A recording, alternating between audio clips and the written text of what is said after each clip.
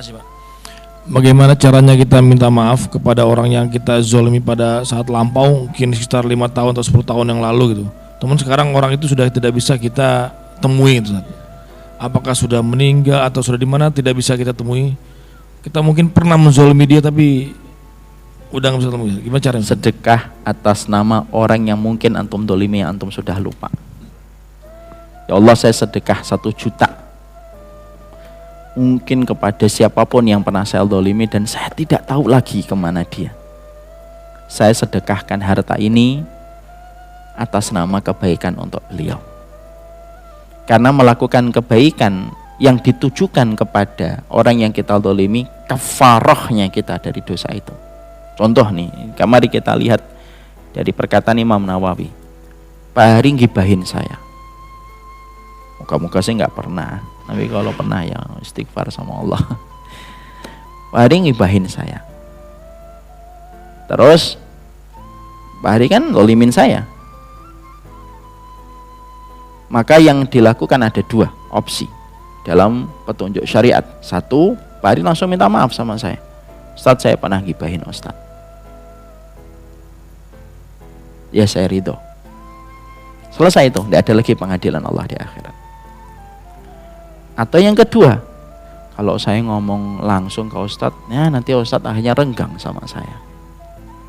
Lalu yang dilakukan, kata Imam Nawawi, dikru mahasinihi, mahasinahu, yaitu adalah kamu menyebutkan kebaikannya di tempat kamu menggibahi. Itu kafarahnya.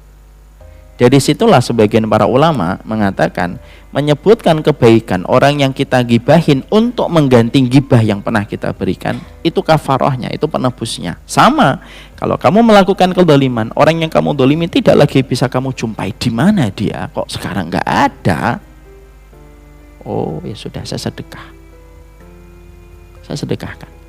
Dan itu ada kisah Abu Dhamdham radhiyallahu anhu. Abu Dhamdham ini Pak, tidak punya infak, nggak punya harta Pak Hari untuk dia sedekahkan. Jadi dia nggak punya harta untuk dia sedekahkan. Apa yang dilakukan Abu Dhamdham radhiyallahu anhu? Ya Allah, saya ini nggak punya uang, saya nggak punya harta untuk saya infakkan ya Allah. Yang saya kerjakan adalah saya ridhoi siapapun yang mendolimi saya, silahkan sebagai bentuk sedekah saya. Itu, dan itu riwayatnya termasuk salah satu riwayat yang hasan. Sama pula itu. Jadi yang kita rajin-rajin untuk melakukannya itu. Makanya sedekah itu kalau bisa ada manajemen niatnya yang benar. Saya sedekah nih, sedekah kepada fulan.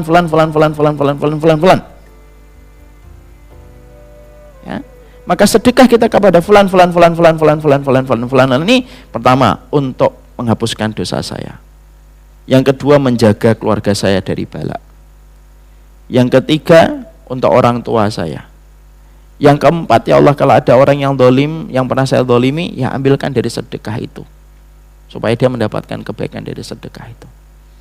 Nah itu yang kita bisa lakukan. Kadang-kadang kan kita tidak tahu apakah kita sudah mendolimi ataukah tidak. Tentunya maaf, batas kedoliman ini harus clear juga. Jangan sampai ada orang ngomong begini, dia tidak bermaksud mendolimi, orang lain langsung mengatakan, wah kamu telah mendolimi saya. Ya, artinya nanti Allah yang akan memutuskan, dan kita harus mengetahui definisi dari kedoliman itu apa, supaya tidak gampang-gampang nuduh orang, kamu dolimin saya. Tidak segampang itu juga. Bisa dipahami? Saya kira pertanyaan beliau mewakili pertanyaan yang lainnya. Inilah yang kita pelajari pada kesempatan hari ini. Semoga